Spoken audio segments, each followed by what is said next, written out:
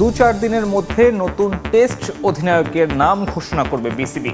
Elite ফরম্যাটে মুশফিকের ১০০তম match ঘিরে থাকবে বিশেষ আয়োজন, বাড়ছে নির্বাচক প্যানেলের পরিধি।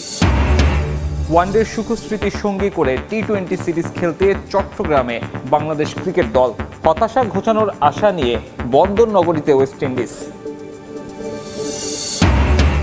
2027 বিশ্বকাপ মাথায় রেখে টাইগারদের প্রস্তুতির জন্য পরিকল্পনা সাজাচ্ছে বোর্ড।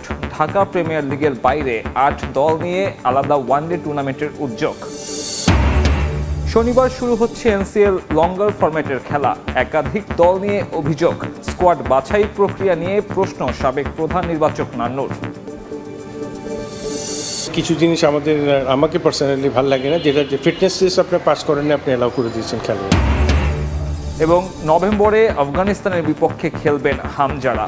ভারত ম্যাচের প্রস্তুতির জন্য ফ্রেন্ডলি গেমে আনামার আগ্রহ দেখিয়েছেন এই লেস্টার সিটি তারকা। সমিতকে পেতে চলছে চেষ্টা। বাংলাদেশের ক্রিকেটে দল নির্বাচন নিয়ে বিতর্ক নতুন নয়। কখনো কোনো সফরে এমন ক্রিকেটারকে দলে নেওয়া হয়েছে যার ভিসা নেই, কখনো স্কোয়াডে থাকা কাউকে বসিয়ে রেখে হঠাৎ দেশ থেকে উড়িয়ে আনা হয়েছে অন্য কাউকে। এবার টি-20 সিরিজের জন্য সাইফুদ্দিনকে চট্টগ্রামে পাঠিয়েছে বিসিবি, অথচ তাকে দলেই রাখা হয়নি। প্রশ্ন হচ্ছে, তাকে দলে না রেখে কেন চট্টগ্রামে পাঠালেন নির্বাচকরা? বিস্তারিত জানাচ্ছেন বদিউজ্জামান মিলন।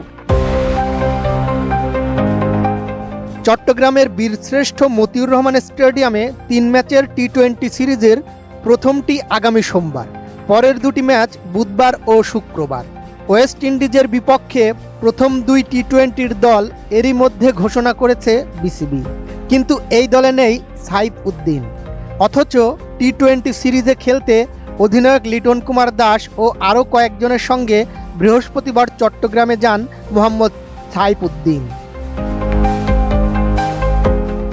চট্টগ্রামে পাঠিয়েও সাইফুদ্দিনকে কেন দলে রাখা হয়নি সেটির ব্যাখ্যা দিয়েছেন প্রধান নির্বাচক গাজী আশরাফ হোসেন। একটি গণমাধ্যমকে দেওয়া ব্যাখ্যায় তিনি এই অলরাউন্ডারকে দলে না রাখার কারণ হিসেবে জানান, এটা 15 জনের স্কোয়াড, বিশ্বকাপের যখন দল যাবে তখনও 15 জনের স্কোয়াডই যাবে।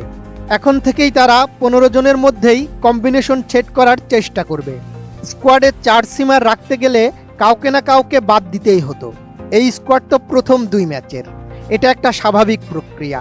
পরের দিকে সাইফুদ্দিন হয়তো থাকবে।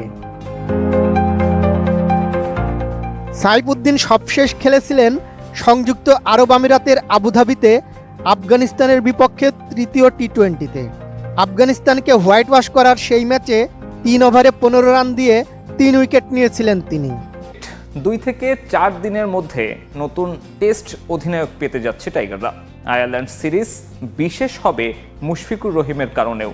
অভিজ্ঞ ক্রিকেটারের 100তম টেস্ট স্মরণীয় করতে নানান পদক্ষেপ নিতে যাচ্ছে বিসিবি, এমনটাই জানিয়েছেন cricket operation chairman Nazmul Abedin Fahim.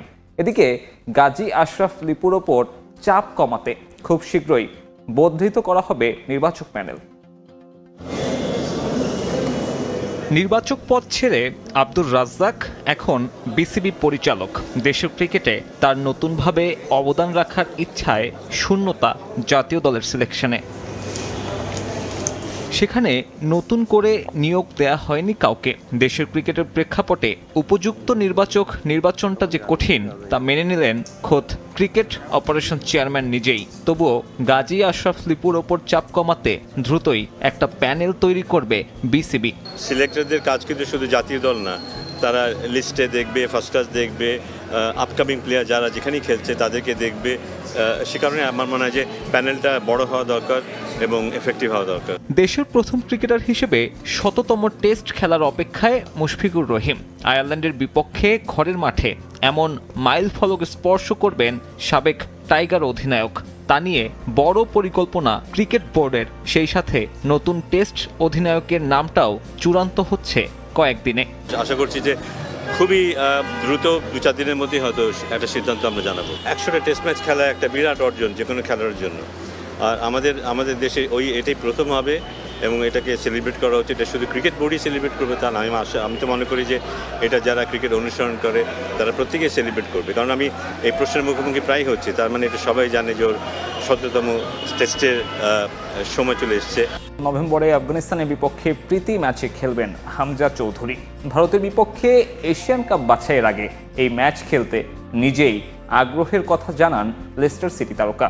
চেষ্টা চলছে সমিত সোমকে পাওয়া নিয়েও। ম্যাচ দুটি সামনে রেখে 30 অক্টোবর জাতীয় দলের ক্যাম্প শুরুর সম্ভাবনার কথা জানিয়েছেন বাফুফের ন্যাশনাল টিমস কমিটির সদস্য ইকবাল হোসেন। এদিকে এশিয়ান আর্চারি চ্যাম্পিয়নশিপের সঙ্গে আফগানিস্তান ম্যাচ সাংঘর্ষিক হওয়ায় পরিবর্তন আসতে পারে ক্যাম্পের সূচিতে। এশিয়ান কাপ বাছাইয়ে হংকংয়ের বিপক্ষে অ্যাওয়ে ম্যাচে জয় না পেলেও প্রশংসা কুড়িয়েছে বাংলাদেশ ফুটবল দল। এবার লাল সবুজ প্রতিনিধিদের মিশন ভারত বদের। ভারতের বিপক্ষে এশিয়ান কাপ বাছাই পর্বের আগে আফগানিস্তানের বিপক্ষে একটি প্রীতি ম্যাচ খেলবে বাংলাদেশ। সে ম্যাচে দেখা যাবে হামজা চৌধুরীকে। এ ম্যাচে সমিত সোমকে পেতেও চেষ্টা চালিয়ে যাচ্ছে বাফুফে। এদিকে কার্ডের কারণে এফসি টুর্নামেন্টে এক ম্যাচে নিষেধাজ্ঞা রয়েছে ফাহমেদুল ইসলামের। এই প্রীতি ম্যাচে তাকে খেলানো হবে কিনা তা নির্ধারণ করবে টিম ম্যানেজমেন্ট। আফগানিস্তানের ম্যাচটাতে আপনার হামজাও খেলবে, এটুকু আশ্বস্ত করেছে সে যে এই ম্যাচটা সে খেলবে। সমিত সোমেরও খেলার সম্ভাবনা আছে। ম্যাচের একদিন দুদিন আগে চলে আসতে পারে আফগানিস্তানের ম্যাচের আগে, তবে সে বলছে যে সেই ম্যাচটা খেলতে চায়। এটা বড় প্লাস পয়েন্ট আমাদের জন্য।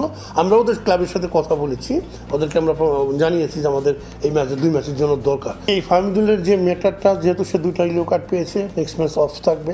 আর যেহেতু প্রদর্শনী ম্যাচ আমাদের 13 তারিখ, আফগানিস্তান কোচ যদি মনে করে, কোচ যদি তার প্ল্যানিং অনুযায়ী রাখতে, আমাদের তরফ থেকে কোনো না নাই। এদিকে আফগানিস্তানের বিপক্ষে ম্যাচের ভেন্যু নিয়ে দেখা দিয়েছে জটিলতা। 14 নভেম্বর পর্যন্ত জাতীয় স্টেডিয়ামে ব্যস্ততা থাকবে এশিয়ান আর্চারি চ্যাম্পিয়নশিপের। তবে এর মধ্যেই আনুষ্ঠানিকভাবে 13 নভেম্বর জাতীয় স্টেডিয়ামকে ম্যাচ ভেন্যু হিসেবে ঘোষণা দিয়েছে বাফুফে। যদিও সমঝোতার মাধ্যমে স্টেডিয়াম পাওয়া নিয়ে আশাবাদী ফেডারেশন।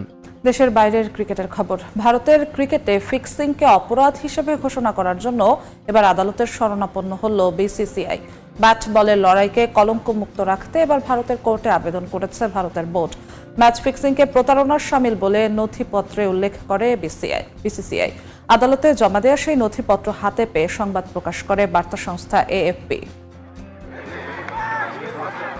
ব্যাট বলের লড়াইয়ে সবচেয়ে বড় কলঙ্কজনক এক নাম ফিক্সিং, যে কালো থাবায় নষ্ট হয় ক্রিকেটের সৌন্দর্য। তবে ফিক্সিং নামক সেই কালো থাবা থেকে ক্রিকেটকে বাঁচাতে মরিয়া বিশ্বের সবচেয়ে ধনী বোর্ড বিসিসিআই।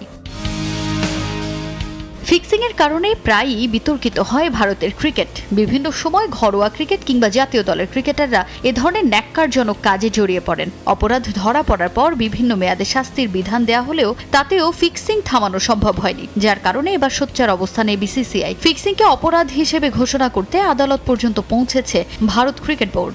আদালতে ইতিমধ্যে আবেদন করেছে কর্তৃপক্ষ। বিসিসিআই এর পক্ষ থেকে আইনি যুক্তিতে আদালতে বলা হয়, ম্যাচ ফিক্সিং বা ম্যাচ পাতানো প্রতারণার শামিল, যা ইতোমধ্যেই ভারতীয় দণ্ডবিধিতে অপরাধ হিসেবে অন্তর্ভুক্ত। তাই সেটি ফৌজদারি অপরাধ হিসেবে বিবেচিত হওয়া উচিত। ক্রিকেটকে কলঙ্ক মুক্ত রাখতেই বিসিসিআই এই উদ্যোগ নিয়েছে। আদালতের এই নথিপত্র হাতে পেয়ে সংবাদ প্রকাশ করে বার্তা সংস্থা এএফপি। মূলত অবৈধ বুকমেকার ও দুর্নীতিগ্রস্ত খেলোয়াড়দের বিরুদ্ধে কঠোর অবস্থান নিতে এই সিদ্ধান্ত নেয় বিসিসিআই। ভারতের ঘরোয়া ক্রিকেটে 2018-19 মৌসুমে কর্ণাটক রাজ্যের একটি স্থানীয় ক্রিকেট লিগে ম্যাচ ফিক্সিং এর অভিযোগ থেকে বিসিসিআই এর এ ধরনের সিদ্ধান্ত। ফিক্সিং এর সে ঘটনায় 6 জনের বিরুদ্ধে অভিযোগ ওঠে। এর মধ্যে 2 জন ক্রিকেটার, 1 জন কোচ ও আরেকজন দলের মালিক। তবে 2022-এ মামলাটি ফৌজদারি অপরাধ হিসেবে খারিজ করে দেয় ভারতের দক্ষিণাংশের রাজ্যটির হাইকোর্ট। তবে এবার আবারও ফিক্সিংকে অপরাধ হিসেবে ঘোষণা করার জন্য আবেদন করেছে বিসিসিআই।